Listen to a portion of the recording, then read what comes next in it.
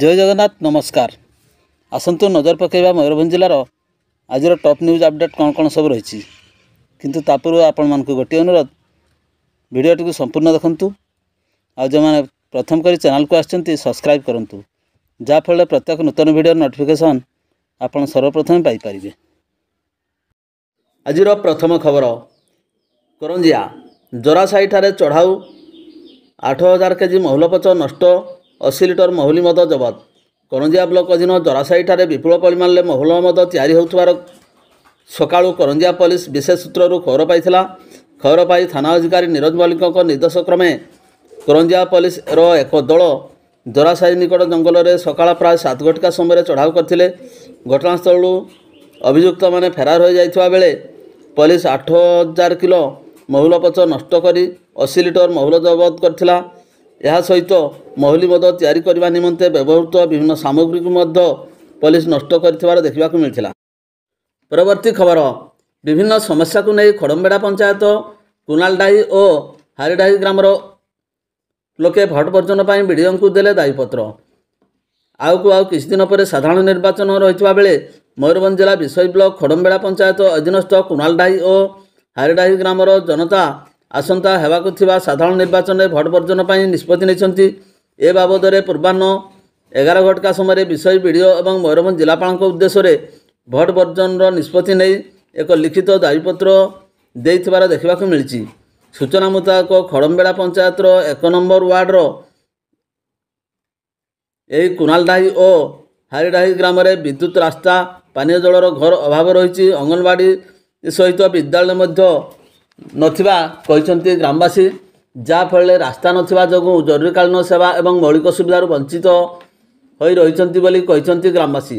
ए बाबद आगरू बारंबार प्रशासन को अवगत करते पर्यंत मौलिक सुविधा कौन पदक्षेप ग्रहण करा जाफल बाध्य होई आसंता 2024 साधारण निर्वाचन को वर्जन करने को निष्पत्ति नहीं ग्रामवासी। परवर्ती खबर शब्द प्रदूषण साइलेंसर और बेपारुआ गाड़ी चालना बजार छक निकट में युवक को धरला पुलिस। करंजिया सहर मुख्य बजार छक निकट जड़े युवक बेपारुआ गाड़ी चालना एवं शब्द प्रदूषण साइलेंसर लगाई गाड़ी चालनार अभियोग राति 9 घटिका समय थाना अटक कर पुलिस।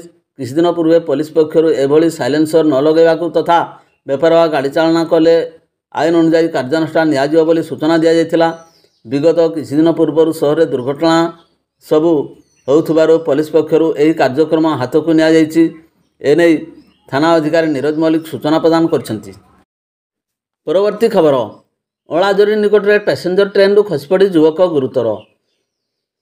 अपराह्न 2टा समय टाटा बादाम पहाड़ पैसेंजर ट्रेन रे यात्रा करुवा युवक अलाजोड़ी रेल स्टेशन निकट में भारसाम्य हराई ट्रेन तल को खसपड़ा। यापर स्थानीय लोक मैंने गुरुतर युवक समायपूर्ति को आम्बुलेंस जोगे रायरंगपुर डाक्तरखाना नहीं भर्ती करथिले। उक्त युवकर अवस्था संकटापन्न थिबारु तांको बारिपदा स्थित पीआरएम मेडिकल को स्थानांतरित करा जायछि। जामशेदपुर ठारू जयपुर अंचल निज गाँ को ट्रेन रे फेरुथिला युवक। परवर्ती खबर सान रंगामाटिया गाँ निकट जंगल में दंपति उपरे भालू आक्रमण स्वामी गुरुतर अल्पक बर्तिले स्त्री। सान रंगामाटिया गाँ निकट जंगल में दंपति उपरे भालू आक्रमण स्वामी गुरुतर बर्तीगले स्त्री। भातछतर ग्राम पंचायत अंचल सान रंगामाटिया गाँव दंपति अपराह्न गोटाए समय निकट जंगल को साग संग्रह करने जाइथिले। एही समय भालू उभय उपर को आक्रमण करथिला। स्वामी चित्कार करबा परे स्थानीय लोक माने सेटाकू जाई पहुँची थिले। एही दुर्घटना स्वामी गुरुतर आहत होइथिले हेले स्त्री चिता मुर्मू भालू आक्रमण बर्ती जाइथिले। यापर परिवार लोक माने गुरुतर व्यक्ति सुनाराम मुर्मू को आम्बुलेंस जोगे रायरंगपुर डाक्तरखाना भर्ती करथिले। सूचना पर विषय वन विभाग कर्मचारी माने घटनास्थल को जाई तदंत करथुवार जणा पड़छि।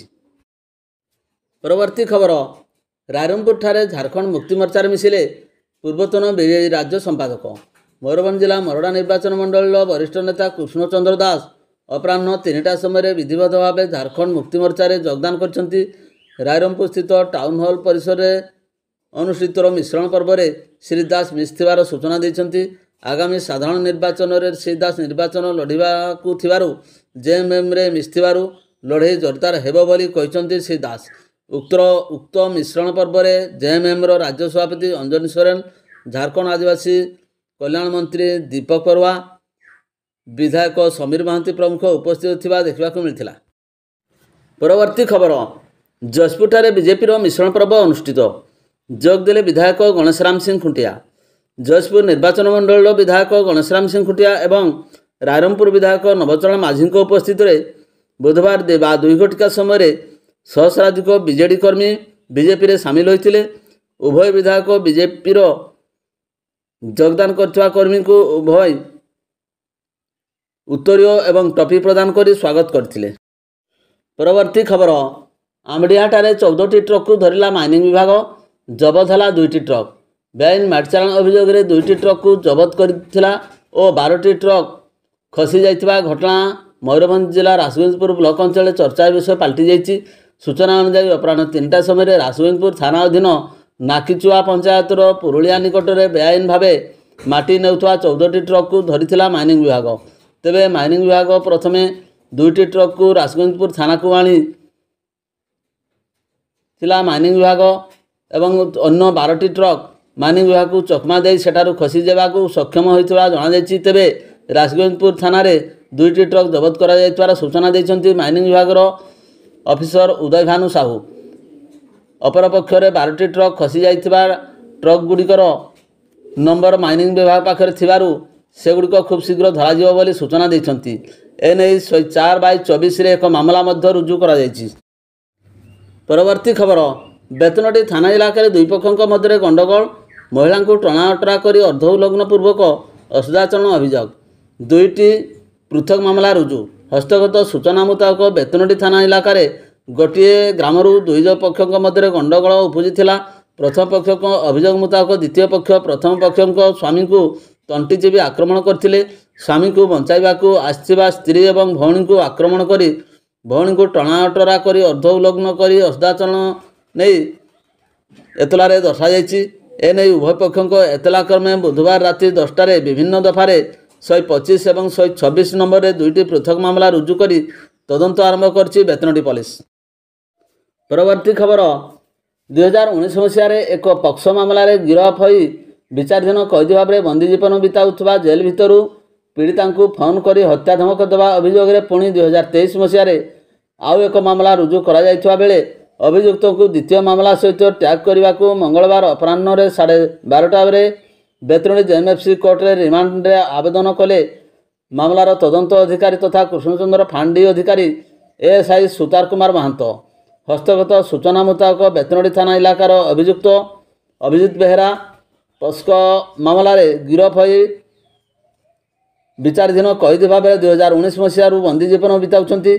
जेल रे थाई सुधा 2023 एप्रिल मास 11 तारिख रे अभियुक्त अभिजित पीड़िता मोबाइल को फोन कर जेल रु मुकले। प्रथमे पीड़िता माँ को हाणिब बोली हत्या धमक देइथिला।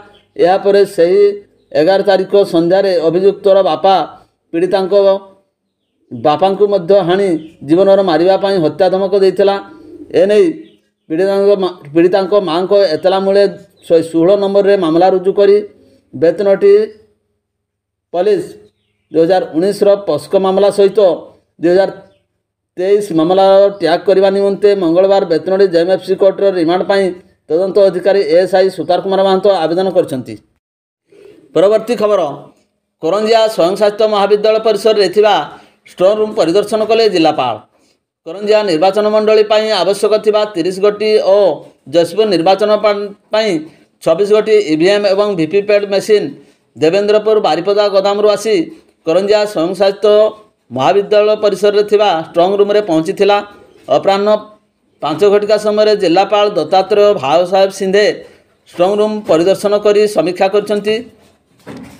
एही समय 5 फीट उपखंड मुख्य निर्वाचन अधिकारी तथा 5 फीट उपजिलापाल प्रेमांशु चांद, सहकारी जिलापाल प्रकाश कुमार दास, सेक्शन ऑफिसर धीरेन कुमार भई तथा अन्यान्य कर्मचारी मानक सह कांग्रेसर भुवन बिहारी साहू एवं नगर सभापति लालमोहन सिंह, धरणीधर महांतो और सांबादिक माने उपस्थित थिबा देखिबाकू मिलिथिला।